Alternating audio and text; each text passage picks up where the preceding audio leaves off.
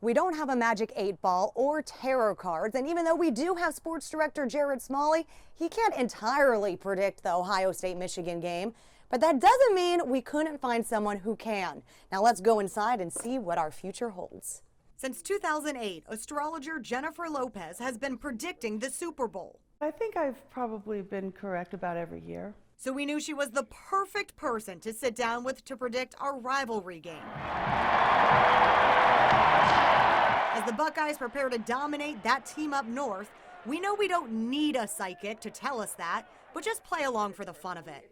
Lopez looked at 3 psychic tools: Astrology, numerology, and tarot cards. We dove into astrology first. The Ohio State coach is a Pisces and the quarterback is a Pisces. With the Michigan coach, he's a Capricorn and the quarterback's a Capricorn. That's pretty unusual. Then Lopez looked further into the top players on the team.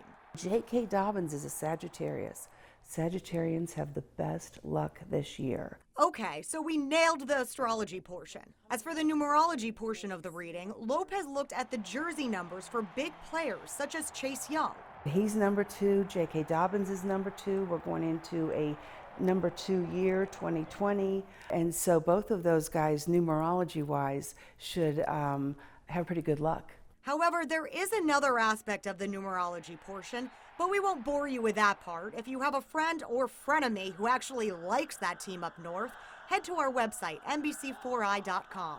Now for the fun part, tarot cards. Is a win in the cards for OSU. Each deck is shuffled beforehand, and Lopez says she picks the card that sticks out the most to her. Wow, the world. The Buckeyes have a great chance given that card. We had to play fair and pull a card for that team up north, even though we didn't want to after already getting one of the best cards. 5 of Swords. So swords, in my readings, mean challenges. Lopez says this could indicate that it will be a close game. There may be more challenges for Michigan than for Ohio State. I know I sound biased, but that's what I'm seeing.